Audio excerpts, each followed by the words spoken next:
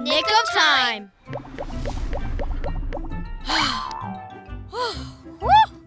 Wow! Did you see that? Yes, it was really close. Sorry you didn't win, but you ran a good race. I know. He beat me by only like 1 or 2 seconds. Man, Pete is a flash. Oh, I saw that.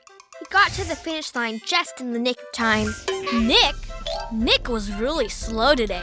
He wasn't even close to winning. What I meant was Pete won at the last moment. In the nick of time? You got me all confused. People used to keep score in games by making cuts in a piece of wood. Those cuts were called nicks. When someone scored a point at the last minute to win the game, it was called a nick in time. Whoa, that's interesting. Better hurry.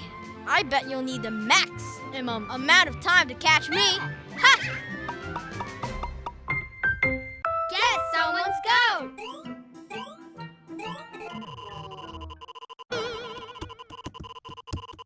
No! What's wrong? The internet's down and my online game is frozen. Oh, that's too bad. I hate it when that happens. Not having internet access really gets my goat, too. Someone took your goat?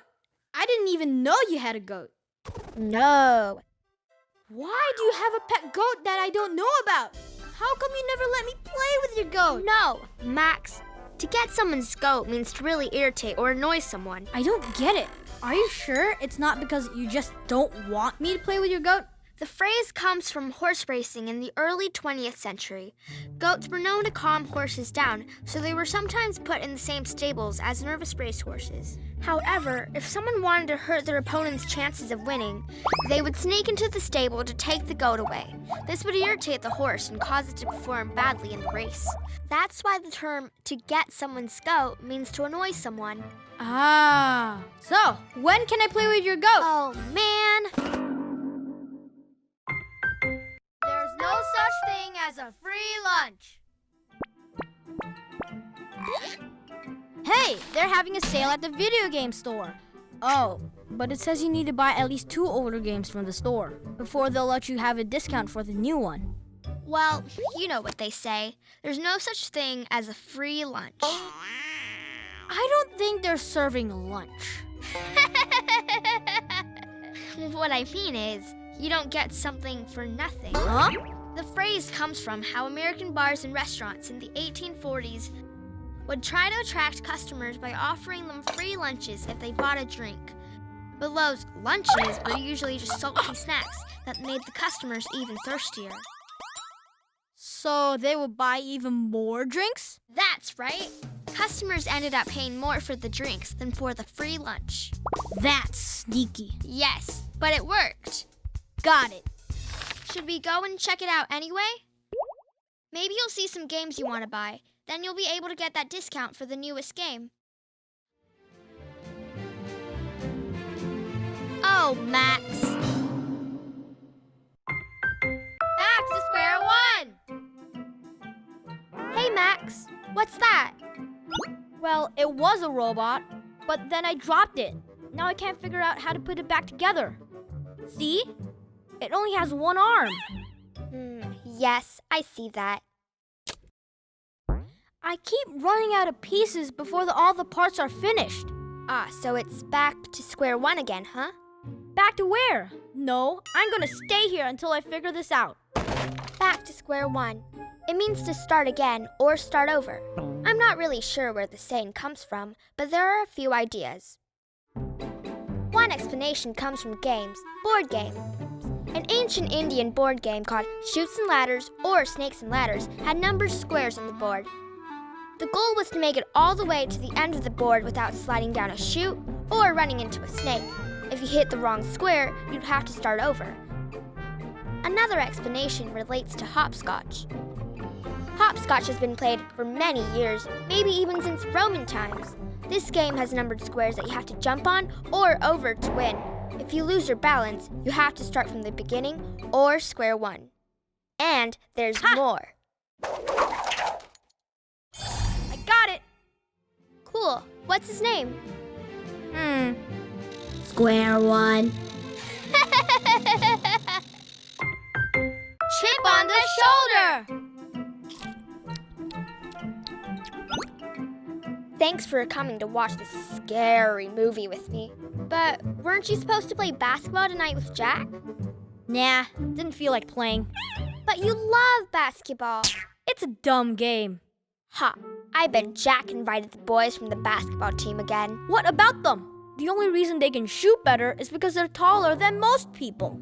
You got a chip on your shoulder about that, Max? Huh? I didn't even buy chips tonight. People say you have a chip on your shoulder when you have an angry fighting attitude because you feel like you're not as good as someone else. In the old days, boys would put a wood chip on their shoulders and dare someone to knock it off. The boy trying to knock off the wood chip might accidentally hit the boy who had the chip, and then a fist fight would start. It's a pretty silly way to start a fight. Other people think chip on your shoulder comes from shipbuilders. Workers used to take scrap wood called chips home with them to build things or use for firewood. Their bosses made a rule that workers could only take what they could carry under their arms. This was to prevent workers from taking too much wood. One story says that a man got in trouble for carrying wood on his shoulder instead of under his arm. So, the other workers also put their chips on their shoulders to show that they didn't like the new rule. I do have a pretty mean jump shot. It's just that I can't do it when I play with them because they're all taller than me. It's not like you're way shorter than them. I think they have had more practice. Yeah, I guess you're right. Being angry is just not me. So, would you like to go play and get your game up? What? Where are you going? Basketball can wait. Gotta go get some chips. Potato chips! Oh, 9! Hey there, why so sad today? It's beautiful outside. Ugh. I didn't get a very good grade on my science test. I'm sorry, Max. Cheer up.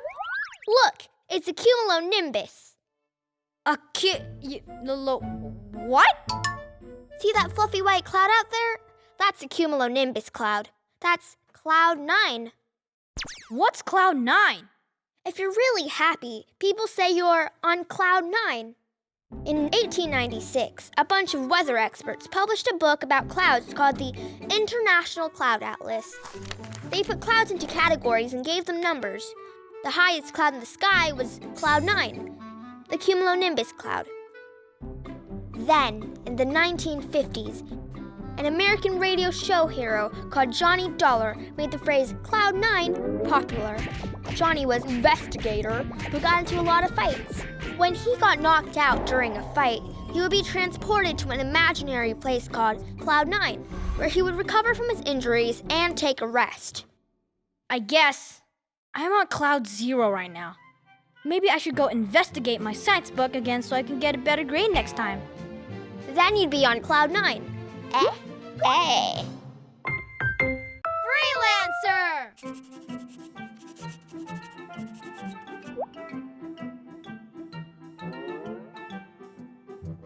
Ooh, what's that? It's a cartoon for the school newspaper.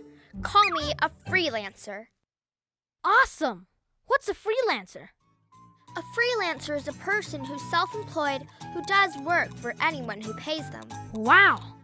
So you're your own boss? Yep! The term freelance comes from medieval times when soldiers would fight for the lord who would pay them the most money. They were called freelances because they were free to choose whom they wanted to fight for. A lance is the weapon they used to fight. After many years, the word freelancer is used for people like writers or musicians who don't work full-time for one company. But you said freelancers are paid, right? So, is the school newspaper paying you? Well, no. I mean, not yet. I think I need some practice first. Then you really are freelancing. Beat around the bush! Hey, Moon. You look nice today. Thanks. And you're so smart. Why, thank you. And you know how to do so many things as well. What do you want, Max? Well, I need a favor, and I think you're the perfect person to help me. Just tell me. I don't really know how to say this. Stop beating around the bush. I'm not beating anything. To beat around the bush means not getting to the point. And your point is? Wait, what does getting to the point have anything to do with beating bushes? The saying is an old hunting phrase. Hundreds of years ago, sometimes hunted animals would run into the bushes where hunters couldn't directly get to it. So they would use sticks to beat around the bushes or shrubs. This would scare out whatever was hiding inside directly into the hunter's hands. Kind of like getting directly to the point. That's exactly right! Getting straight to the point instead of talking around it as if you're beating around a bush. Okay, I get it. So, what can I do for you? Huh? You said you wanted a favor. I just told you to stop beating around the bush. I can't remember what I was going to ask. Hook, line, and sinker. Look, this guy's selling a potion that will make you live forever. Max, I don't think that's real. No, really. He says it was given to him by a wise old shaman from the jungles of the Amazon. Oh, Max, nobody lives forever. Don't fall for it. You're taking it hook, line, and sinker. What? To take something hook, line, and sinker means to completely believe in something that isn't true. I don't get it. This saying comes from fishing, and the idea of how very hungry fish are sometimes so eager to eat the bait on the hook that they would swallow the bait, the hook, the lead weight, and even some of the fishing line.